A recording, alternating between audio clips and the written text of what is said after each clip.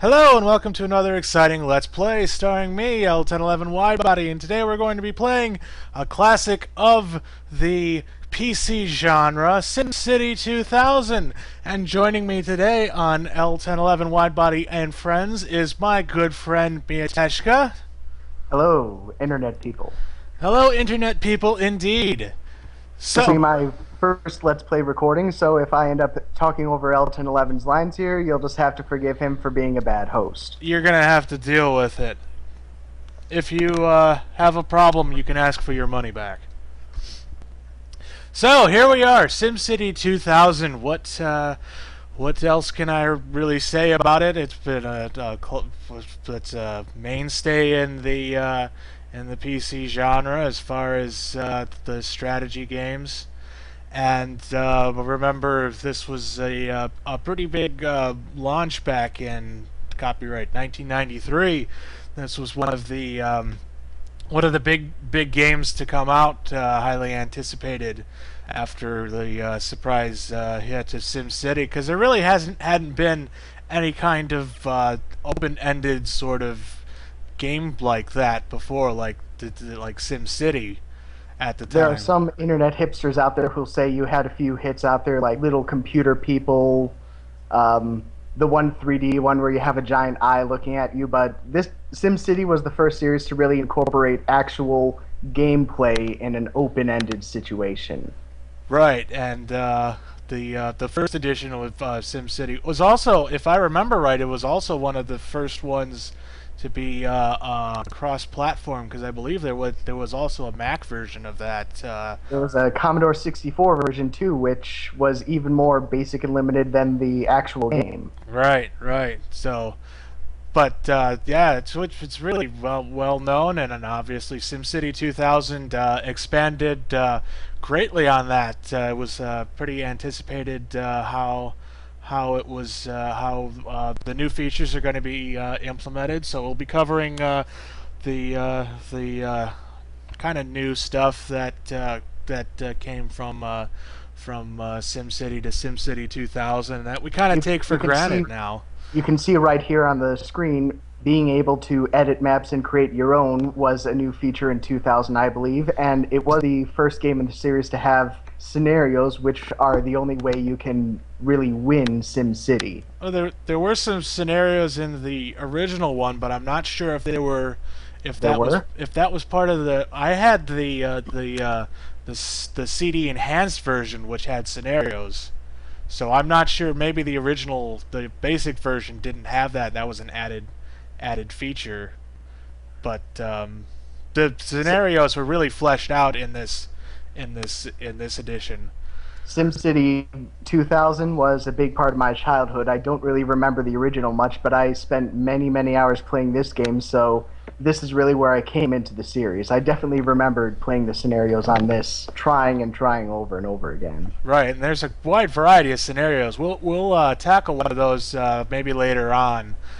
SimCity was actually bundled with my original computer, so I've kind of got familiar with it then, and I was very eagerly anticipating 2000, and that really 2000 really set the groundwork for all the kind of features that you come to expect in the modern kind of city building genre and stuff. Of course, it was followed by 3000 and then SimCity 4, and looking forward to the new version that will be coming out, I believe, early next year. Called just SimCity, which shows that after a while you just stop tacking numbers on and you just make something with the title of the first one. See also Alone in the Dark, Friday the 13th. iPad.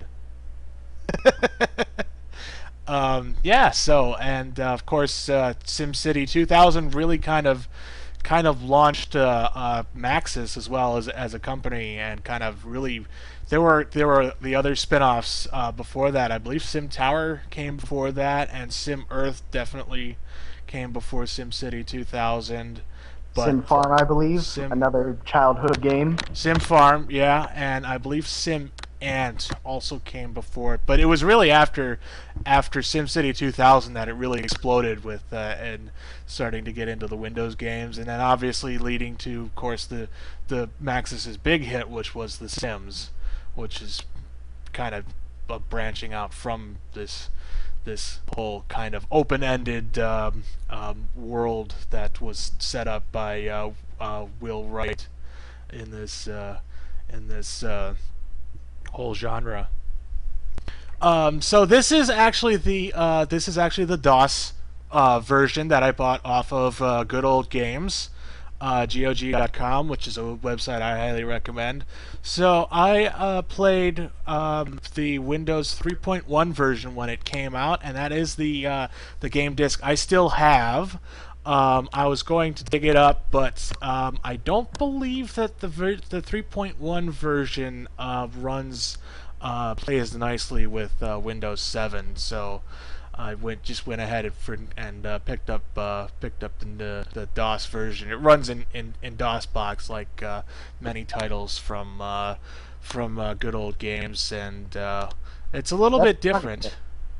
A lot of the DOS titles will work, modern titles will work, but that in-between Windows 3.1 era is very difficult to play on a modern computer. Yeah, there's quite a few games I've had some trouble with. So one of the strange things that I noticed, right, is that this doesn't animate like it did on the Windows 3.1 version. The main screen used to animate with the colored lights and everything, and it also didn't play the jazzy theme song, unfortunately. So what do you say we get started and find out what all the fuss is about? yeah, let's go ahead and dig in here. So obviously we got start new city and edit new map. So let's go into, these are basically kind of the same sort of thing. So let's go into edit new map so we can kind of show off the terrain generator, which is a new feature for SimCity 2000, because SimCity actually just had a kind of a set land or water, wasn't it? Yeah, there was a couple of different, there was maybe like a dozen different maps, and it was really, there wasn't really much, you didn't have any input in it really. You could just keep generating new cities until you got something that you preferred, but it was otherwise it was kind of up to the game engine. And one of the other new features in SimCity 2000 is elevation. So now we've got actual terrain, ugly brown terrain, but you know it's something. So there's all But I kinds of also note dirt. the SimCity terrain generator is the first appearance of everyone's favorite Maxis phrase, reticulating splines. Yeah.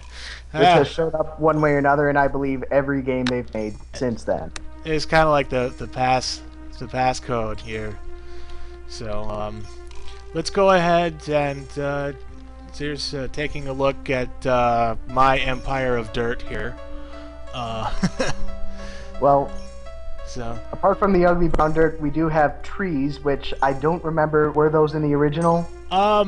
there were, I think there were trees. Oh, They weren't that exciting, but now there's different kinds of trees. So like here's a 1 tree and 2 trees, and like a whole bunch of trees.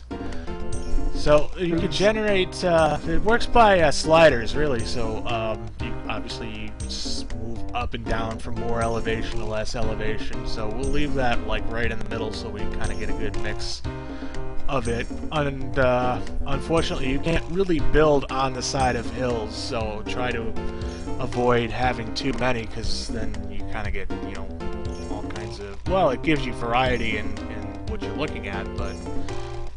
Try and have other sim games were a lot better at having buildings in multiple elevations. In SimCity 3000, they would kind of level out the terrain. In 4, you actually could build buildings on sloped terrain as long as it wasn't too steep.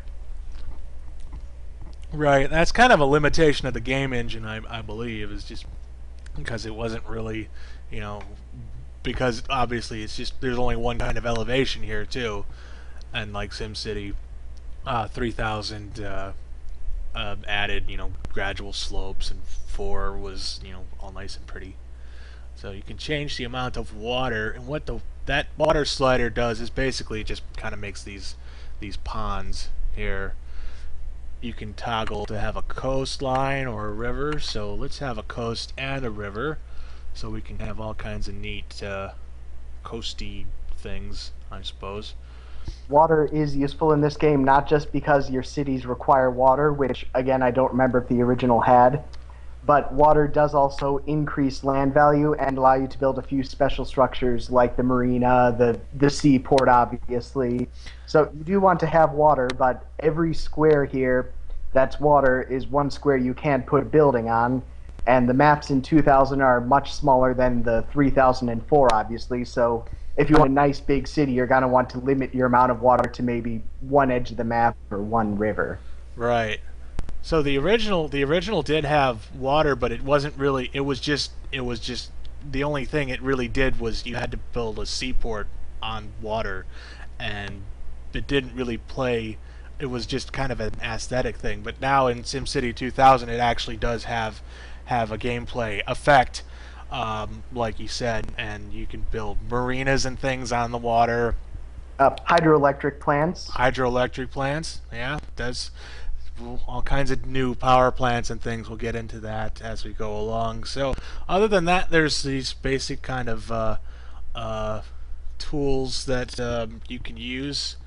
I don't have a tooltip or anything if you hover over it. So it's like raise terrain. I'll just kind of play around with this a little bit, and then so that's that raise terrain. You can lower terrain and make lower terrain. Whoops. Oh, raise sea level. Global warming. No, it doesn't exist. I deny your reality and substitute my own. Oh, there we go. It's back.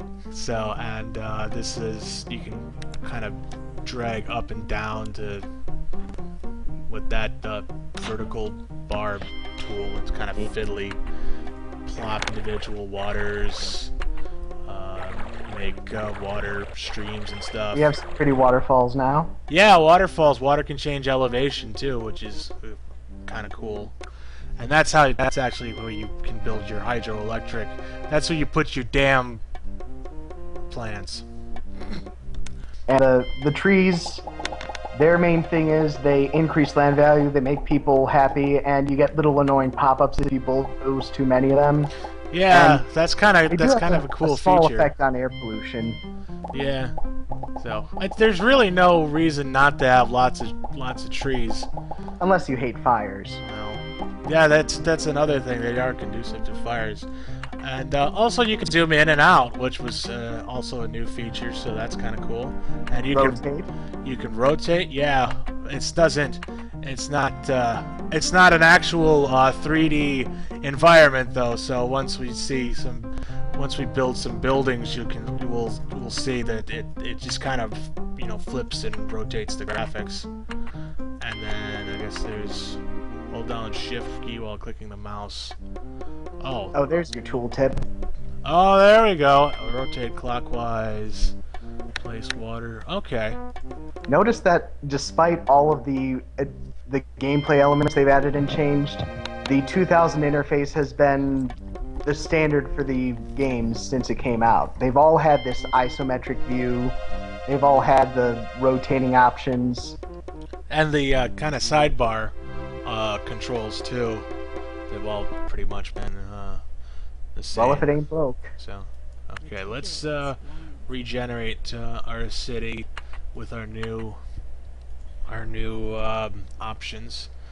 And it's lush. Look at those trees on bare, open, exposed dirt. Let's add some more trees. Happy little trees. Let's crank the trees up to maximum. Oh, also the music kind of randomly plays in this version. I can't tell. I'm not getting any sound here except L1011 talking to me. That should be all you need, isn't it? I don't even need the video. I just need your voice.